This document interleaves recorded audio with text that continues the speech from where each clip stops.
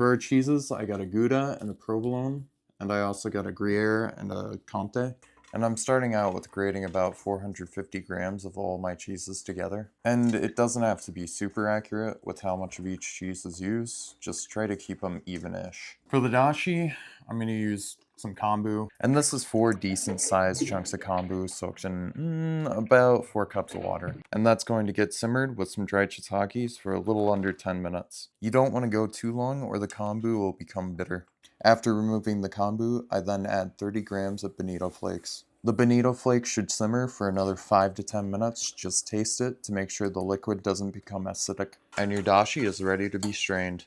Keeping the mushrooms and returning the dashi to a very low heat. Then I weigh out 17 grams of sodium citrate and add 360 grams of my dashi to a blender with my sodium citrate and cheese. And there should be enough residual heat from the dashi to melt everything together into a beautiful sauce. I'm then making some breadcrumbs, starting by melting a decent chunk of butter and lightly browning them with just salt and pepper. And cooking our noodles in some salted water. You want them to come out slightly more al dente than al dente, which should take 5 to 6 minutes. Oil them to prevent stickage. Putting the mac and cheese together, starting with gently melting our cheese sauce, adding a portion of noodles, warming through for a minute or two, and adding some fresh grated cheese, to then be mixed and transferred into a ramekin, and covered with our breadcrumbs. Bake in an air fryer at 385 for 3 minutes. Garnish with bonito flakes and green onions. Noms, noms, noms, noms, that's some good stuff. Yeah, thumbs up, yeah.